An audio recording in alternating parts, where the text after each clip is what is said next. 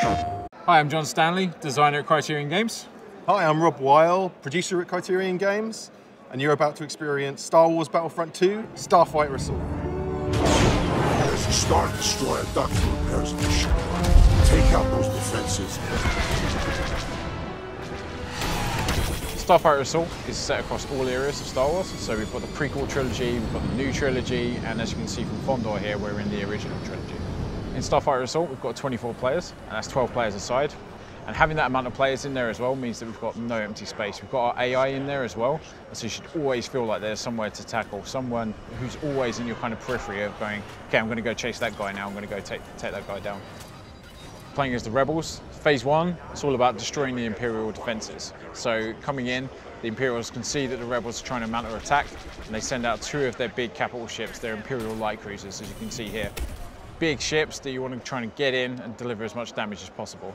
And new to Starfighter Assault is class-based gameplay. We've got our classes here for the Rebels, so you can see we've got our fighter class, which is the X-Wing, and then we've got our interceptor class, which is the A-Wing, and then we've got our bomber class, which is the classic Y-Wing.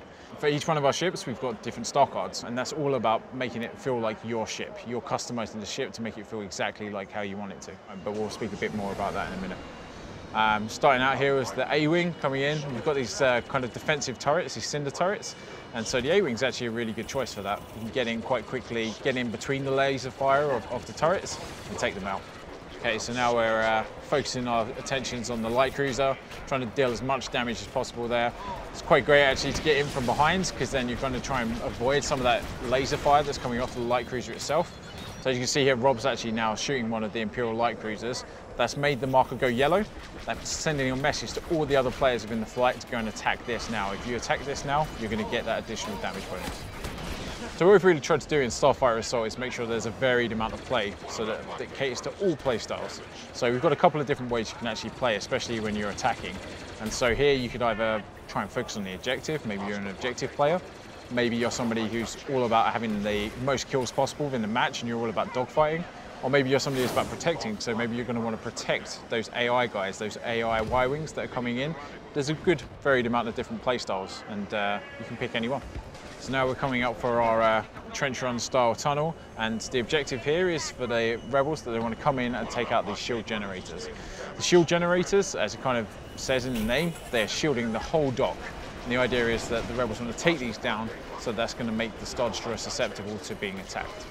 The wiring for the Rebels is really great because for this particular map here, we're attacking as the Rebels, so it's going to be all about trying to deliver as much damage as possible to those objectives, and the wiring is definitely the ship to do that in. So now we're on Phase 3, and the idea is that we're going to take down these couplings. The reason why we're taking down these couplings is because there's one last shield active over the Star Destroyer. We need to take down these couplings. It's going to stop all power going to the Star Destroyer. It's going to make the core underneath vulnerable so we can get in, take out that core, and hopefully blow the whole Star Destroyer up. And so all of our ships within Starfighter Assault, you'll be able to jump into the cockpit. So it's really kind of get you into the action here. So this is really great, this phase actually, because it's really, really tight dogfighting play. So you can see that you're trying to get in and amongst the clamps, you know, avoiding not only starfighters, but the actual clamps themselves. And some great piloting here by Rob. Just managed to weave his way in and out. So now the power couplings have been disabled, you've got a 30-second window to deal as much damage to the Star Destroyer reactor and complete the final objective. Fantastic, the Rebels have managed to win. They've taken down the Star Destroyer and won the round. We have faced a considerable setback this day. Okay, so now we're loading into the Empire.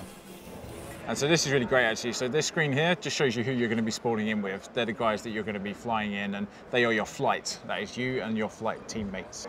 The first phase here for Fondor is that as the defenders, which are the Imperials are trying to stop the Rebels from actually attacking and taking down the Star Destroyer. So what they do to start off with is send out 2 of their Imperial light cruisers.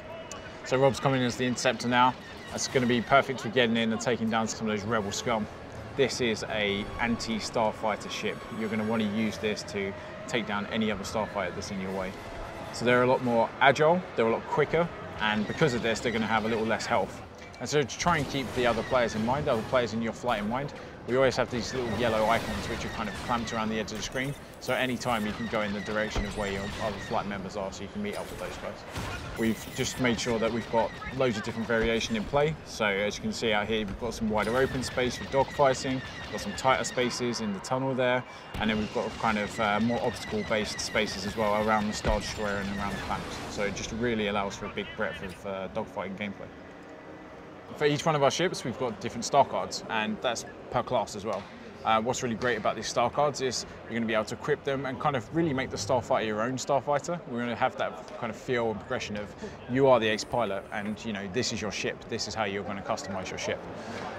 So whether you want to play maybe a bit more defensively or maybe a bit more, you know, for attack purposes, those star cards will allow you to do that. And so with star cards, you can either select them at the start of the match, as you can see, or you can even equip them before the match as well. So maybe you want to set your load out, and maybe you want to make sure that your Starfighter is just the way you like it before you even go into the match. But of course, you can then change the star cards if you then die and you're back on the spawn screen as well. So if we just look at the top of the screen, that's where we represent what's going on for health for each side. So if you look at the blue side at the moment, because we're the defenders, we are the Imperials, that's the amount of health left on each of the objectives. So the Imperials, it's imperative for them, they want to make sure that there's as much health left on those objectives as possible. The red side of the bar at the moment for the defenders, for the Imperials, is the amount of reinforcements that the rebels have got left. So it's all about the Imperials getting in, taking down as many of those rebels as possible. And so if they manage to take down the amount of reinforcements that are currently there for the rebels, they could win in phase 1, phase 2 or phase 3. At Criterion with our heritage, what we're all about is vehicle feel. So we always start with our vehicles first. We've actually made sure that our controls reflect the kind of class of ship that you're currently in. And so you can see here as we're in the fighter class, it's going to be quite standard controls. You're going to get in, it's going to be quite easy to maneuver. You know, your speed's going to be pretty much normal. You're going to be able to, your roll rates are going to be kind of normal as well. But then if you were to jump into something like the TIE Interceptor, you're going to be going a bit faster, your turning rate is going to be quicker. It's going to allow you to be more nimble because, you know, you haven't got as much health there, so you're going to be wanting to get in and out quite quickly. And if we go on something more like the bomber class, you're going to be a bit slower and your turn rate is going to be a bit less, but that's amplified by the fact that you've got a fantastic amount of firepower, so you can really actually get in there and take down some of the bigger objectives. Just as in the Galactic Assault, we've also got classic icons such as Boba Fett Slave 1, as you can see here, just entered the scene. And he's got some really great weapons actually. So you can see his seismic charge there, which you can drop, and anyone caught in that radius is going to get obliterated. And he's also got his torpedoes in there as well, and his ion cannon. So the good thing about the hero ships is that they can really change the tide of a match. So you save up your battle points, and your battle points are things that you earn throughout the whole course of the match. Every time you take down somebody or attack an objective, you're earning battle points. Save those up, and you can cash them in and bring in a hero ship into the battle. And this is Darth Maul's scimitar, and so he is a hunter killer for sure. So you can see that we'll be able to cloak and go invisible. What's really great about that is that, you know, breaks all missile locks, anyone trying to target him. And as soon as he comes out of cloak as well, he's going to deliver additional amount of damage with his lasers. And so now we're in as Black One, which is Poe Dameron's ship.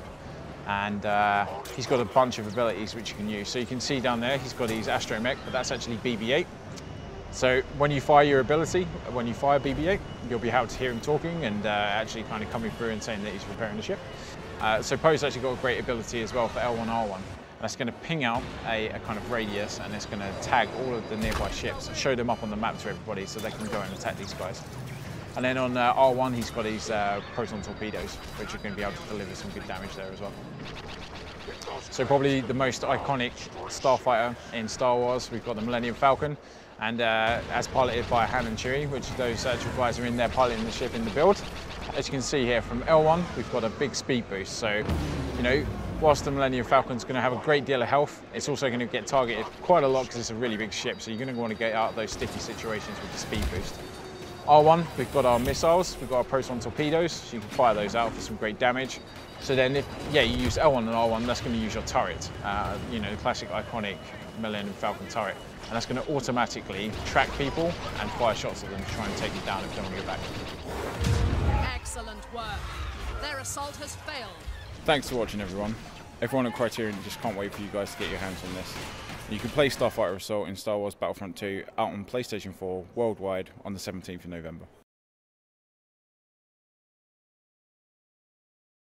英雄们。